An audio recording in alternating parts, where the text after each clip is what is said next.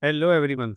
Today in this video, we shall go through some of the most commonly asked ASP.NET Core Web API security interview questions. Many developers, even those who have worked with these features in real projects, often struggle to clearly explain them during interviews. So we shall break down each concept as a separate question. So you can not only understand it, but also confidently answer when it comes up in your next interview. Right?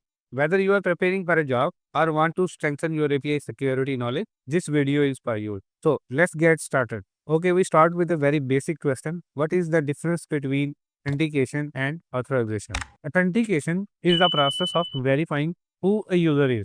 For example, checking username and password. Authorization determines what an authenticated user is allowed to do. For example, checking if user has access to a specific resource. In short, authentication, who are you? Authorization, what are you allowed to do? Right. Okay, next question.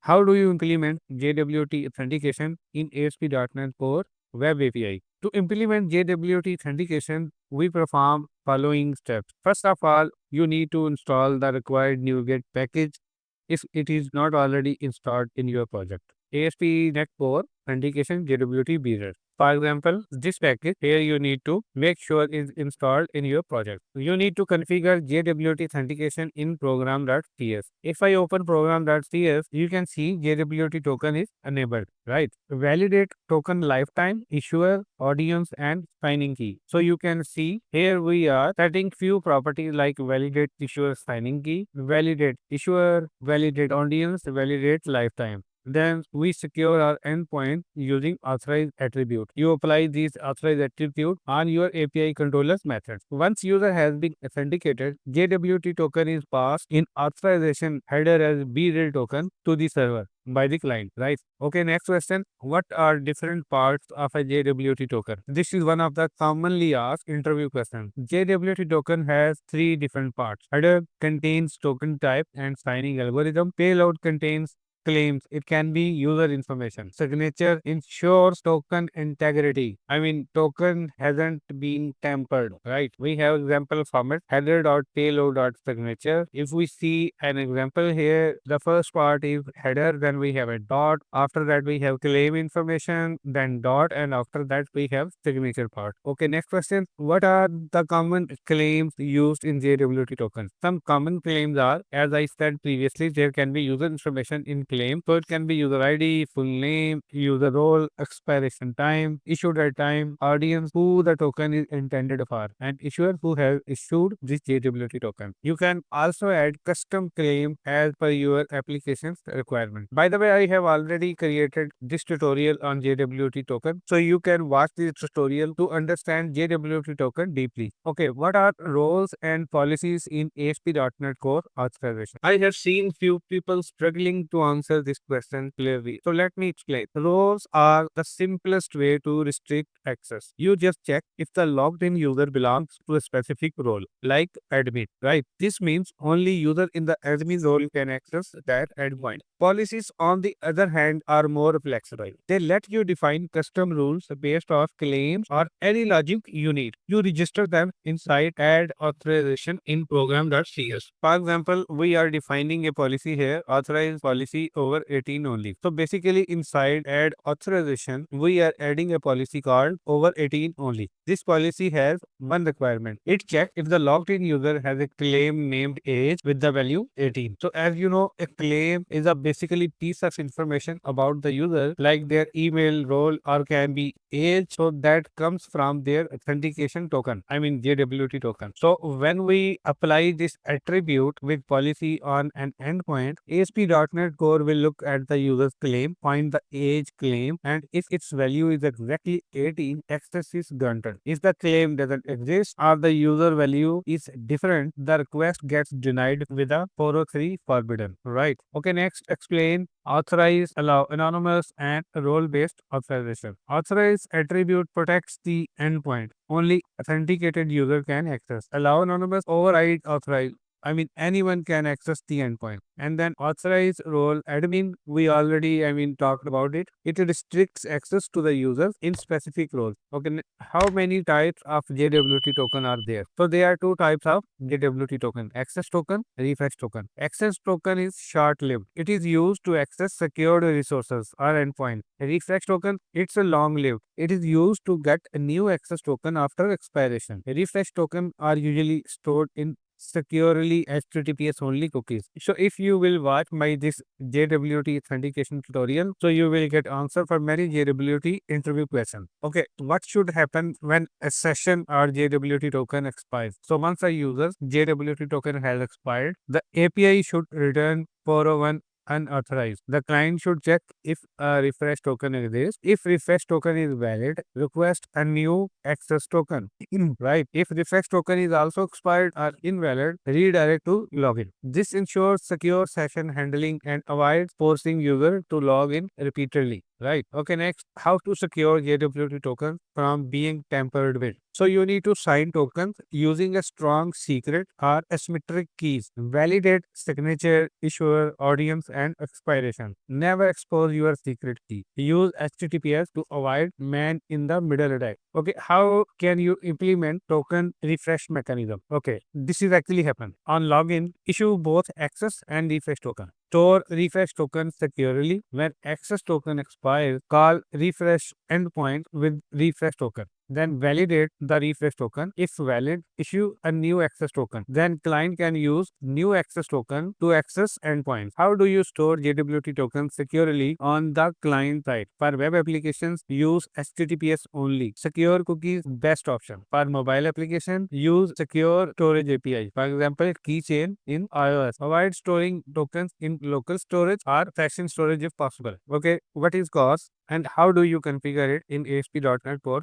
Web API? It stands for Cross-Origin Resource Sharing. By default, browsers block requests from one domain to another for security reasons. To enable CORS, call service.addCORS in program.cs and then use middleware app.useCORS. Let me show you in the code. If you see, we are adding CORS here, giving it a specific name and then allowing a specific front end to access our API. Then we are using middleware app.useCORS to apply CORS before authentication using the defined CORS name. So CORS is a way to tell the browser which external domains are allowed to call your API. You can configure allowed origins, headers, and methods.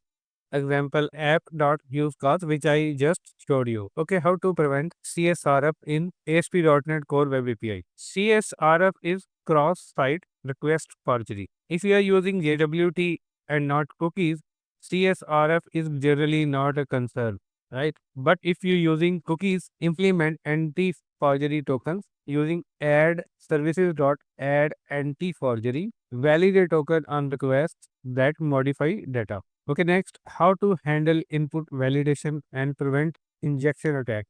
For that, you can use model validation attributes like required string length on the properties of your model. You can use parameterized queries or ORM like entity framework to prevent SQL injections. Never concatenate raw inputs into SQL query, right? This is one of the mostly asked interview questions. For example, you should not use query like this because it is vulnerable to SQL injections. Always make it parameterized. Okay, next, what is rate limiting and how do you implement it? Rate limiting protects API from abuse or DDoS attack. DDoS attack means distributed denial of service. It happens when thousands of devices flood your API with requests at the same time, overwhelming the server so real user can't access it. So you can implement it using custom middleware, third-party libraries like ASP.NET Core Rate Limit. You can use API gateway like Azure API Management. Example, allow only 100 requests per minute per IP. So rate limiting controls how many requests a user or IP can make in a given time frame, right? This keeps your API stable and available even during heavy traffic or malicious attack. Okay, next, how do you secure sensitive configuration setting? This is also very frequently asked security interview question. So we can store secrets in app setting.json, but when it comes to securing sensitive settings like database passwords, API keys, or connection strings, the most important rule is never hardcode them in your code. Right. In development environment, you might keep in app setting.json, but in production, you should override them with safer option like use environment variables so secrets aren't stored in file. Use secret manager for local environments. Keep secret outside your project folder. Azure keyword or AWS secrets manager for production where secrets are encrypted and access is tightly controlled. This way, even if someone gets access to your code, they don't get your sensitive credentials, right? Okay, what are data protection APIs in ASP.NET Core Web API? The data protection API in ASP.NET Core is a built-in cryptographic API which is used to protect and unprotect sensitive data. It replaces the old machine key system used in earlier .NET versions. So what is its purpose? Encrypt, decrypt data, whether it is being stored or being sent over the network. Handle automatic key creation, rotation, storage. Prevent unauthorized access to sensitive information. Securing authentication cookies. Protecting anti-forgery tokens. Storing custom sensitive data safely. So we have some code here. Here protect encrypts the data and unprotect decrypts it back to the original value. Right. Okay, how to implement custom authentication middleware. Create a custom middleware that reads token from headers, validate token, and sets HTTP context.user. It is useful for custom token formats or third-party authorization. Okay, next, how to use HTTPS or HSTS in ASP.NET Core Web API. First of all, enforce HTTPS using middleware app.use HTTPS redirection. Then enable HSTS like app.use HSTS. HSTS actually forces clients to always use HTTPS, right? Okay. How do you log and monitor security events? This is also one of the frequently asked security interview questions. To log and monitor security events in ASP.NET Core, use the built-in iLogger interface. Make sure to log important events like failed login attempts, token validation failures, and suspicious activities. For deeper insights, integrate your log with monitoring tools like Application Insights, EIK Stack like Elasticsearch, etc. This helps you detect, analyze, and respond quickly to potential security threats. Okay, the last question, how to implement two-factor authentication in ASP.NET Core Web API. Two-factor authentication or 2FA adds an extra layer of security beyond just a password. In ASP.NET Core, you can implement 2FA using ASP.NET Identity. This lets user verify their identity through authenticator apps like Google Authenticator or via SMS code. You can also provide a backup code so user can regain access if they lose their device. For sending SMS code, you can integrate with external services like Twilio. And that's it. That wraps up our walkthrough of ASP.NET Core Web API security interview questions. Understanding these concepts not only help you succeed in your interviews, but also build safer and more reliable applications. If you found this video helpful, don't forget to like, subscribe, and hit the notification bell so you never miss an update. See you in the next video. Thanks for watching.